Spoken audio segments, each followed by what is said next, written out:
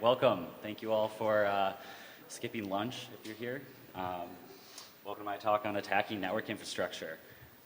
My name's Luke. Here's some boring info about me. I'm a security engineer originally from Minnesota. I'm working in the Bay Area currently. I'm a junior undergraduate student. It's my second year at DEF CON. I spoke last year. I also participate in a lot of bug bounties, so if any of you companies run a bug bounty, you've probably heard my name. I'm the jerk that submits bugs at anything other than working hours. If you have any questions about this presentation, or you'd like to send me legal threats, there's my contact information. I'll put it back up at the end, along with the code and the slides for this presentation will be linked at the end. Louder, okay, better. I'm trying to avoid tipping it over. All right, let's get the boring stuff out of the way first. Here's my lovely disclaimer. The views and opinions expressed in this presentation are those of the author and don't necessarily reflect the official policy or position of any current or previous or future employer. Just don't sue me. All right. As usual, we'll start with a quick rundown of what we're going to be talking about today. I'm going to start with what Internet 2 is, then move into some of their products, mapping their network, and then exploiting some of those products in order to gain control of devices that are running on very large network uplinks. Now, to make this presentation work, there are 2 computers and 4 VMs up here that all have to work together perfectly, and there's only so many sacrifices you can make to the demo gods, so please bear with me if things don't work well. I've tested them enough, but yeah, without further ado, let's get started. So I wanted to give a bit of backstory about how I got started looking at this software and this perf sonar product, which we'll get into in a minute. The university I attend has a nice website full of information about what applications and services are available to me as a student. When I'm bored, I like to browse around and see excuse me, what I'm able to access. It's kind of amazing what an EDU email address grants you these days. One of these pages was called Internet 2. So the description is, the Internet is a global system of interconnected networks. The university connects to both the global Internet and a number of special research and education networks commonly referred to as Internet 2. These research provide high bandwidth connectivity, enabling and supporting research collaborations, educational opportunities regionally, nationally, and around the world. Basically, it's a private fiber network run between universities. It's used for sharing all sorts of research data that would take a very long time to transfer over the standard internet. If you go to their website, you find an even more boring description about how Internet 2 is a community of research and leaders and academia, and basically it's just a consortium of universities. There are some corporations and some government agencies, but it's mainly universities connected to this, and it's mainly used for sharing research. But one of the other things they do is they create software for all of the people in this consortium. So they share the software between all of the companies and universities that participate, and in doing so, they also share vulnerabilities between each other, since they're all running the same software. They also do collective bargaining on everything from AWS to Splunk to VMware. Basically, it's there to benefit all of the companies that participate. The other thing that it is a private network. So this is what I was talking about. This is a map of their actual dark fiber. It totals about 8.8 terabits a second of optical capacity and about 100 gigabits a second of Ethernet capacity. Again, it was mainly developed for sharing research and technologies between universities. Now I get really excited when I see something like this, because it's not just a whole bunch of blinking lights, but these are additional routing paths between each of the nodes on this network. And Internet 2 has been around since 1997, and a lot of people didn't really care about security back then. And so there's a whole lot of risk here where these routing paths might be trusted or might be not even considered by some security teams because they've been around for so long. So in addition to the actual network, like I said, they produce a variety of products. Actually, most of these products are open source, which is really nice. They're, the most popular one they have is called Shibboleth. It's a federated identity management system. Essentially, it's a really nice SAML provider. It's really extensible. If you've ever done any penetration testing on pretty much anything running at a US-based university, it likely interacted with Shibboleth for authentication. But Shibboleth is their most popular product. It's been poked at by some other people before, so I wanted to look at some of their other stuff.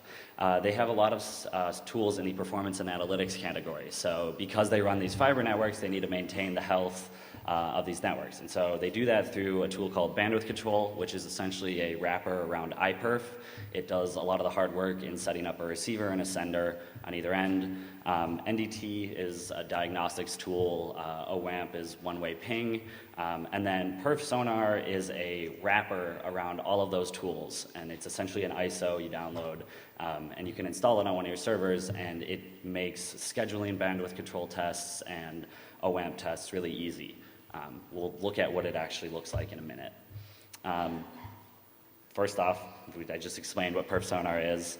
To give a closer example, if we are here in Las Vegas, if you look at the Las Vegas node, and the network operator in Las Vegas wanted to make sure that their fiber connection to Salt Lake City is remaining solid, they would set up a perf sonar instance in Las Vegas and a perf sonar instance at Salt Lake City, and because they're all part of the same network, they collaborate, and basically you'll set up tests to run, say, every 24 hours, and it'll alert you if the network goes down or if performance starts degrading.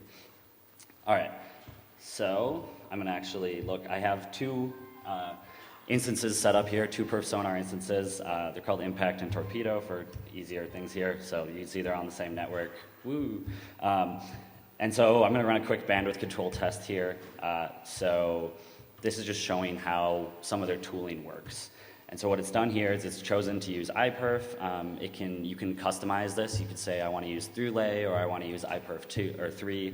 And then it schedules a test between the two, because the way iPerf works, you need both ends to agree on when to set up a receiver and what ports to use. And then once that time goes, we have our info here, so we can see we've got about a gigabit a second, which makes sense since both of these hosts are running on gigabit connections. All right.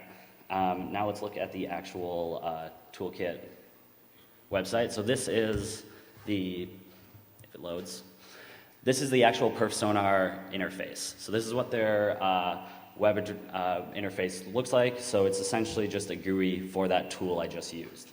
So you can see here, I've set up a test to run every half an hour between Impact and Torpedo, and we can see there's the last time the throughput was 600 megabits a second. I can pull up and look at a graph of how that's changed over time. Now, since this is a virtual machine, there's big gaps here, but it's easy for a network administrator to look at this and kind of see what's happening on their network. All right, back to the actual presentation.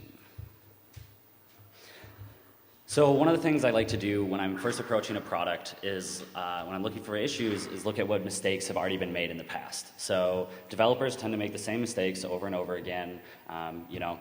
It's just how it is right now in the industry. And so I went through, perf sonar used to be hosted on Google Code.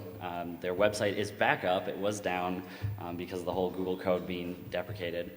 So issue 783 was found. And basically, it's a vulnerability in the web interface that I just showed you. It was patched in 2013, and this is the patch for the issue. So if you look at this, it's pulling in Perl's libxml library, and it's adding an external entity handler that just always returns an empty string.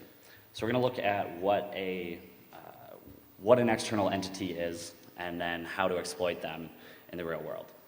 So if we start with a simple XML file, hopefully everyone can see this, we have a list of all the presentations I've given. So we have the name, the location, and then the author. And the author is always going to be the same every time. It's always going to be Luke Young. XML has this feature where you can define an entity. So I've defined an entity called ly with the value Luke Young. And then I can just reference this entity with an ampersand, the name of the entity, and a semicolon. That way, if I ever changed my name, if I got married, I can just edit it here, and it'll update throughout the rest of the XML document. And most XML parsers support this by default, so when you go to get the value within Python or whatever you're using, it will just return Luke Young. It happens transparently.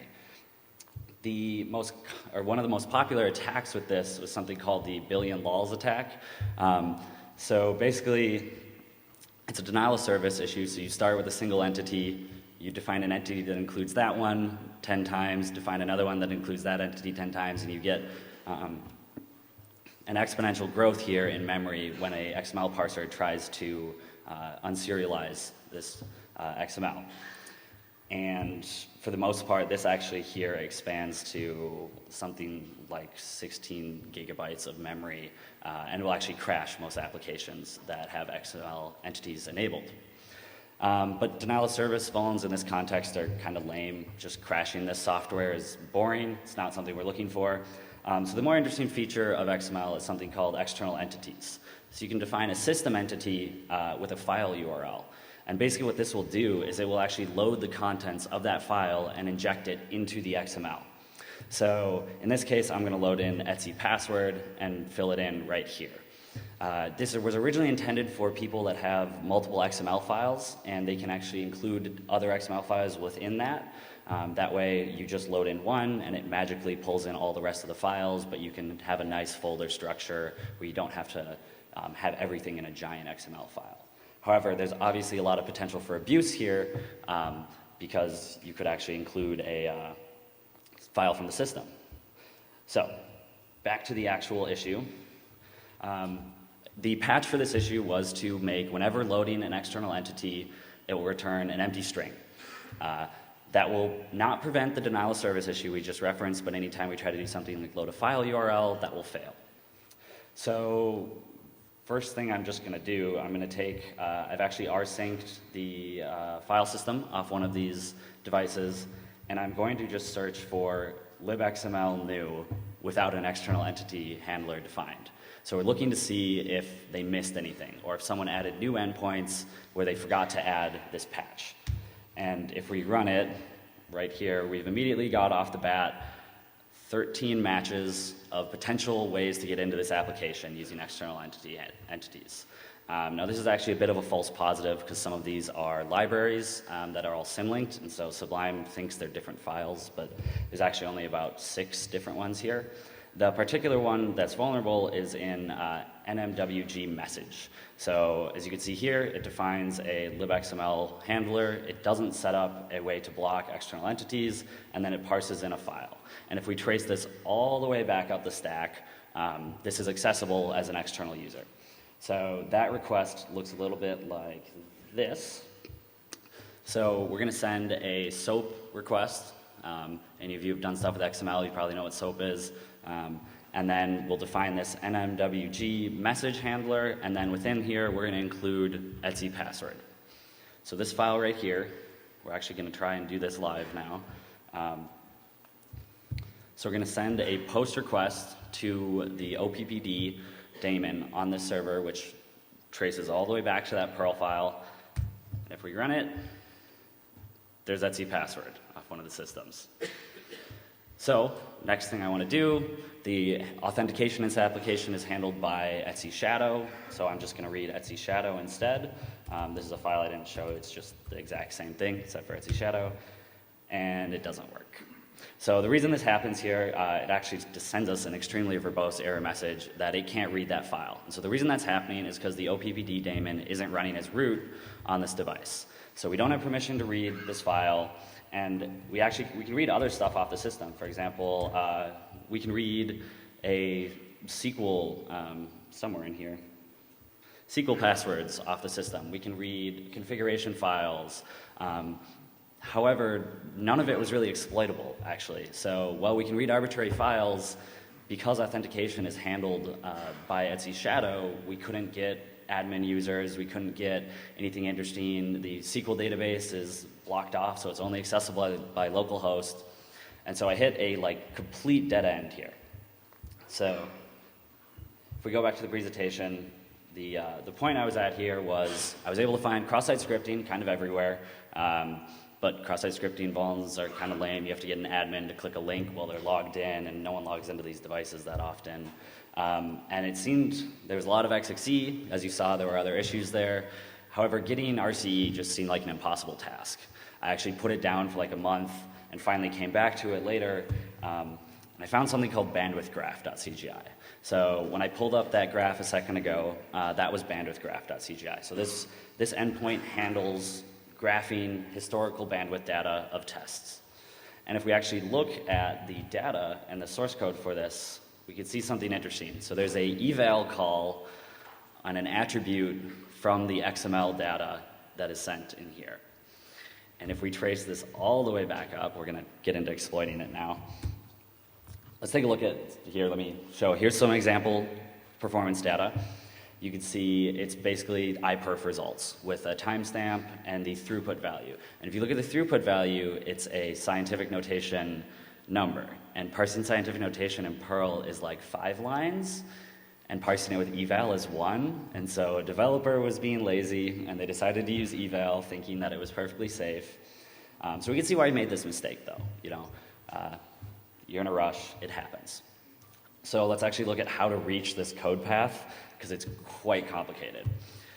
So starting at the top of bandwidthgraph.cgi, we need a couple parameters. We need a URL parameter, which is the measurement archive. So this measurement archive contains all of the data of tests that have been running over time. And so we need a URL to access that from, because you can run this in a cluster environment. And we need a key to look it up by, so if a test has a name, it has a key.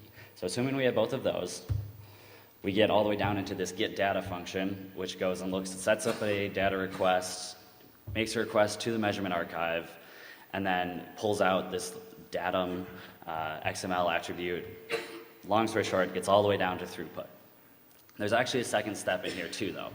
So the way the measurement archive works is when it makes a request, it first sends an echo request. And we have to echo that back with a success message before it will request the data. And so the reason that handshake is there is to avoid actually kind of an attack scenario here where you're pointing it at an attacker-controlled system. However, since we have complete access to the source code and this is open source, we're able to actually generate that correct echo request back. So this is what a example echo request looks like. This gets sent in. And the important part here is the event type here. As long as this value has that string, it'll be accepted by the server. And then following that, we'll send back our actual exploit string. So if we look in the throughput parameter here, we've put backtick, who am I, backtick, because it's executing Perl. In Perl, you can put backticks and it'll drop to a shell. So here's our example exploit. Now I actually have a script to do that. And all of these scripts will be available, actually are available right now, if you have the link. All right, so we have a simple server here. It's going to handle all of the magic of sending an echo request and then sending the exploit string. And if we actually pull up bandwidthgraph.cgi, and you can see we provided the key parameter. In this case, it doesn't matter what it is because we control the server, and then the URL to access our server at. And we don't see anything interesting here on the page, but if we actually look at the source code, we can see right here in the source code, it's printed out the results of who am I. So taking that a step further, we can put a full, this is just a Python PTY callback, so we can actually get an actual shell on this device instead of having to run commands one at a time. We refresh the page, and we have a full shell now. All right, so you can see we're running as Apache. So same thing here. We want a cat, Etsy Shadow, and it doesn't work again. So we're kind of stuck. Having regular RC, fun, but we want root RC. So, back to the presentation. We're going to talk about now how we obtain root on this device. So if we actually pull up the PerfSonar toolkit interface, it has the ability to change configuration settings. You can turn on and off services, such as bandwidth control and OAMP, and then you can change configurations for those. So you can change the default port, or you could change what restrictions there are. For example, you could change your bandwidth control to only accept TCP or only accept UDP performance tests. And in order to start and stop services on Linux, you need root, unless you've made special changes. So somehow the application is obtaining root in order to do this. But if we go back to our shell, we don't have sudo privileges, and there's no really easy way to find root there off of any file permissions or anything else.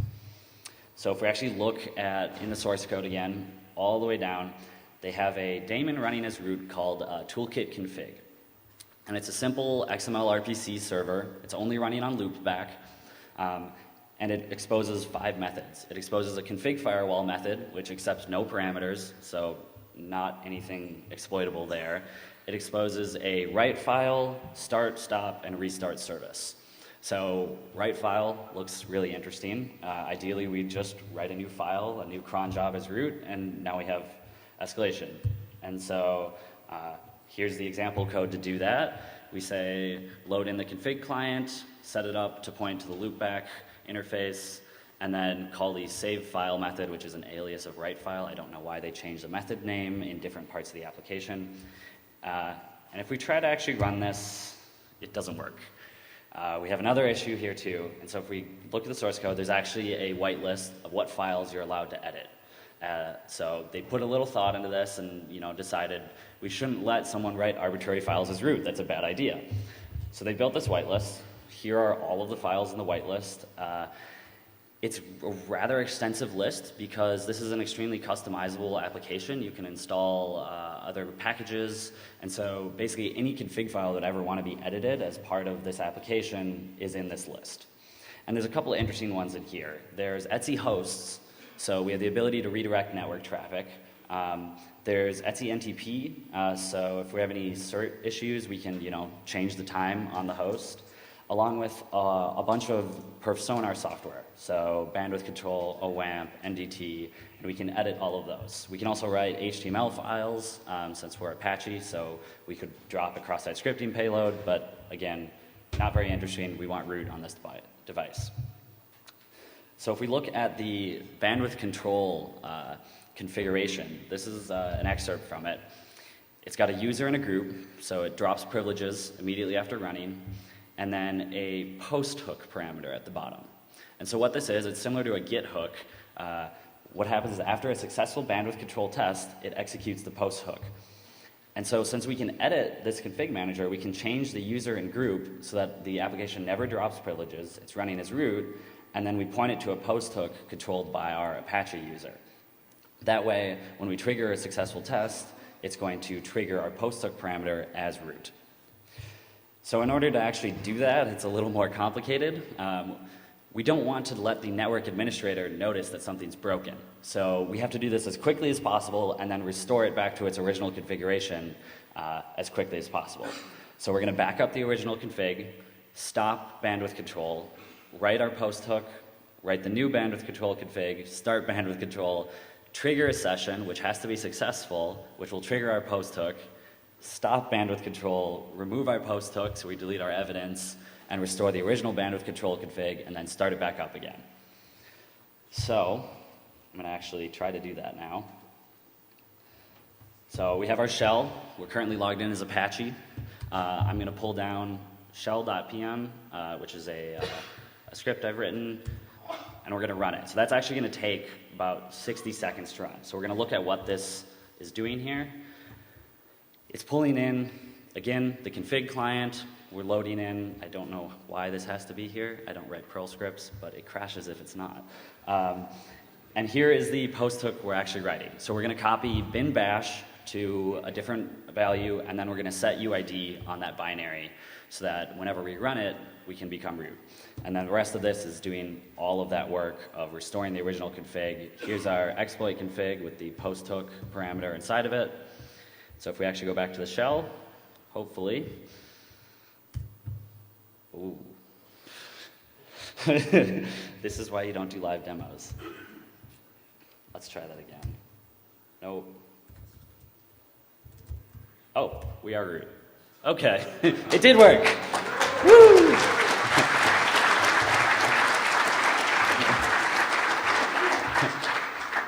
Awesome.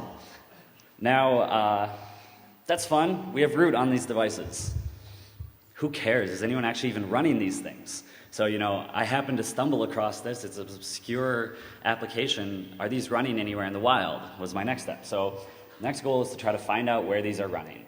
I don't have an ISP that plays nice with mass scanning the entire IPv4 internet space, so I had to find a nicer way to locate these devices. So if you actually look at an example, here's a live instance of one of these running, we can see there's all sorts of information here.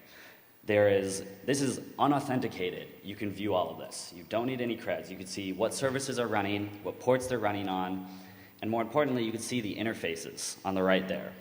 So you can see information about if they're connected, if they're dual homed, and they are connected to an internal private network. You can see the MAC address of the devices, and you can actually see the speed of the card according to ETHTool. So we can tell if there's a 10 gigabit card inside of each device without even authenticating. The other thing we have here at the bottom is the test results. So you can actually see what application or what other hosts each of these instances is testing against. So the idea is we start with one of these nodes, we ask it who they're testing against, and then we ask each of those nodes who they're testing against, and we map the entire network that way. But we still need some starting nodes. And so if only there was a nice public database of all of these devices. Oh, wait, if you look in the corner up here, there's globally registered, which is pretty much exactly what you think it is. They provide an actual database on their site of all of the globally registered PerfSonar servers, also unauthenticated. It even has a pretty web interface. So here's the idea. We start with the public list, because there are still unlisted instances, and we map the network from there on. So you can see the grayed out ones represent ones that aren't publicly registered, but we can locate them through the other ones. All right. So doing that, I actually wrote it's about a 300-line Golang script that does this exactly what I've just described. It pulls down the list of all the publicly registered instances, maps them all, asks them who they're testing with, maps all of them, and it pulls down the interface data from each of those. It takes about 4 minutes to map the entire network from my gigabit connection. That could probably be improved. It's not actually saturating that. My code kind of sucks, but it's open source. Someone else can fix it. So what I actually do is kind of take all of this data and load it into Splunk. So Splunk didn't sponsor me or anything, I just like Splunk. Using all of that, as of April 29th, when I mapped the network, there were 970 publicly routable nodes, combined to 12.51 terabytes of RAM across all of them, and 29.85 terahertz of CPU cycles across all these devices. It's easier to understand terms. The average node has 13 gigabytes of RAM and 12 cores at 2.6 gigahertz. All right. So next we want to look at what the theoretical network speed of this device is. So each of the included in that data is the information about the network card on the box. So I can tell if it's a 10 gig or a 20 gig or a 40 gig network card. So if we do all of that and sum all of those together, we get the theoretical bandwidth of the PerfSonar network, which is 5.719 terabits a second. Now, theoretical speeds are kind of lame, and I really wanted to know what this was actually capable of. Because you may have a 10 gig card and only a 5 gig uplink, and I can't find any way to tell that without exploiting your server, which I like not going to jail. However, I had an idea here. So I have a gigabit connection at home. I can run bandwidth tests from my server to one of the PerfSonar instances and find out information about their bandwidth. But that has an upper bound. I can only find out up to a gigabit a second, since I only have a gigabit uplink. I'm not about to go pay for a 40 gig uplink in order to test these vulnerabilities, so I had to find some other way. Turns out they have another friendly unauthenticated API where you can say, run a bandwidth test against a different PerfSonar node and send me the results. So the goal here is actually enumerate all their PerfSonar instances and their maximum interface speed, calculate their location based on GeoIP, and then find the 5 closest instances that have the same or faster network cards within them. And then after all of that's done, we want to run tests between them.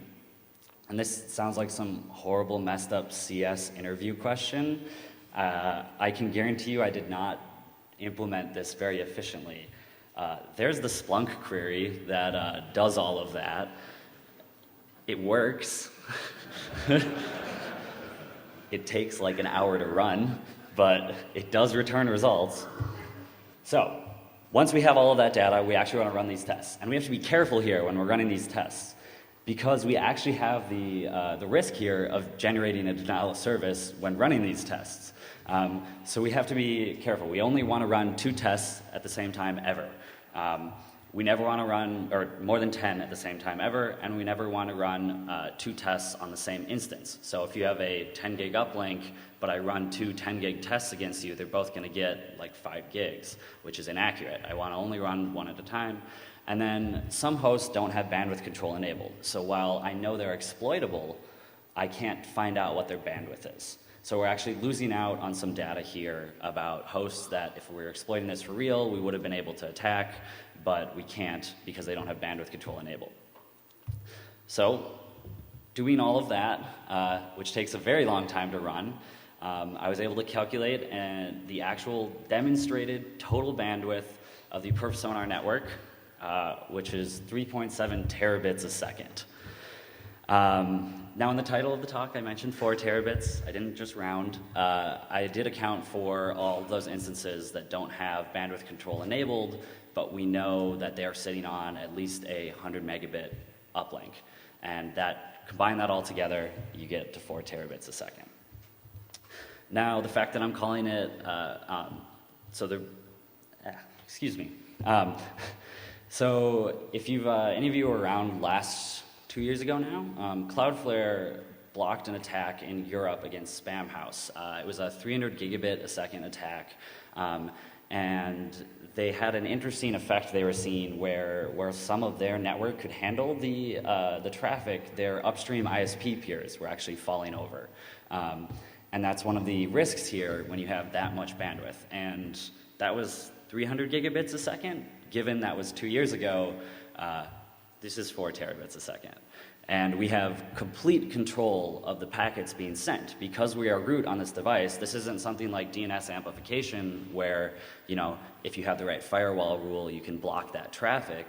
This is, I could send you 4 terabits a second of legitimate HTTP requests. Assuming the network cards can push that out, it's really hard to filter something like that because it could be legitimate traffic. Given there are actually some interesting ways to defend against stuff like this. All right, so on to the live demo. Hopefully, we're going to take down a site here, not someone else's site, again. So the initial version of this talk, I have a couple perf sonar instances running at home, and I was planning on attacking a server co-located in a data center. And I launched the attack while doing rehearsals, and my phone blew up because I crashed the network at the house, and there were about 18 dudes pissed off at me that their internet didn't work. And about 10 minutes later, I got a letter from the ISP saying, please stop doing that. So we're gonna cheat a little, and we're gonna attack some VMs here. So we have a simple server, HTTP server, running on Poncho here.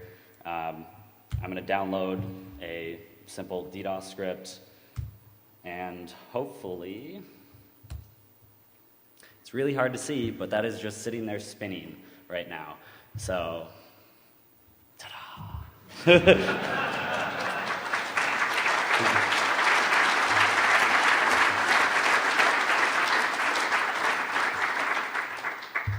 All right, so on to the last part. So I reported all of these issues to perf sonar. Sorry to disappoint you, you can't actually go exploit these right now, though I would highly encourage people to continue looking at this software. It is a legacy Perl application. I don't think I found everything by any means. I kind of stopped once I had a full chain all the way to root. And it is interesting, and they are very responsive. So this was one of the pull requests. Since it's all open source, I just fixed the issues myself. And the team was extremely friendly. They fixed the issues, merged my request within 24 hours, and pushed out a new build pretty much immediately. And the great part is all of these instances have auto updates enabled. So pretty much everyone on the network is upgraded at this point. That was about a month ago that build got pushed out. So when you do find security issues, they typically are patched very quickly by them. So that's great. Was very happy with the response time by them. And then finishing this up, all of the exploit code has been released on my GitHub, along with the slides. You could also go to that URL, board.engineer, has links to it right there if you don't want to remember that. As promised, here's my contact info again. We got out a little early this time, so you have some time to make it to your next talk. If people have questions, feel free to...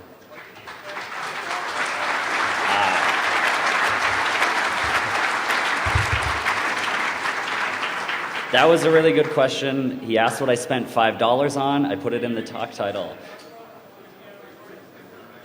I could repeat the question. The question was, what did you spend $5 on? That's a very good question. It's in the talk title. Again, in the initial version of this application, I was going to spawn up a VPS instance for $5 and then launch an attack live across the internet. And then, of course, my ISP got very angry about that. So I did not update the title, unfortunately. That's what the $5 was from. How much total time? Total time spent actually finding the exploits was probably like 10 hours. And then writing reliable exploits for them was probably like 6. And then mapping the network was a colossal pain since I'm not a stats person. And figuring out how to write those queries correctly sucked. So that was probably another like 10. 40 hours roughly total.